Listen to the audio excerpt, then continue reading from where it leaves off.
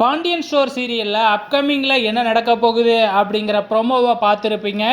இப்போ கதிர் போயிட்டு ராஜியோட அண்ணன் தன்னோட அப்பாவை அடித்த விஷயத்த மற்ற 2 பேர்த்துக்கிட்டையும் சொன்னதுனால 3 பேரும் சேர்ந்துக்கிட்டு பார்த்தீங்கன்னா அங்கே ராஜியோட அண்ணனை போட்டு பெரட்டி எடுத்துடுறாங்க. ஸோ இதை ராஜியோட வீட்டில் கேள்விப்பட்ட உடனே நான் வெட்டுவேன் குத்துவேன்னு சக்திவேல் கிளம்புறாப்புல.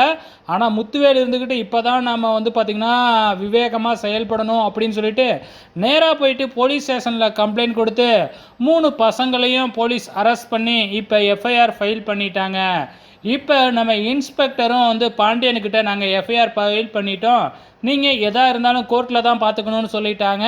இப்போ என்ன நடக்க போகுது, அவங்களோட திட்டம் என்ன அப்படின்னா இங்கே சரவணனுக்கு கல்யாணம் நடக்கக்கூடாது அப்படிங்கிற திட்டம் தான்.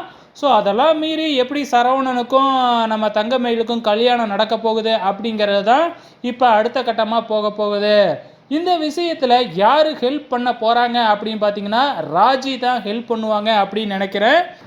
ஏன்னா இதுக்கு முன்னாடியே ராஜியை அவங்க அண்ணன் அடித்தாப்புல இல்லையா, ஸோ அந்த விஷயத்தினால வச்சு கம்ப்ளைண்ட் கொடுக்க வருவாங்க. என்னையே எங்கள் அண்ணன் அடித்தாப்புல அப்படின்னு சொல்லி நம்ம ராஜி கம்ப்ளைண்ட் கொடுத்தாங்க அப்படின்னா பார்த்திங்கன்னா இப்போ அவங்களுக்கே ஆப்போசிட்டில் சிக்கல் வரும். ஸோ கண்டிப்பாக கேஸ் வாபஸ் ஆகத்தான் போகுது.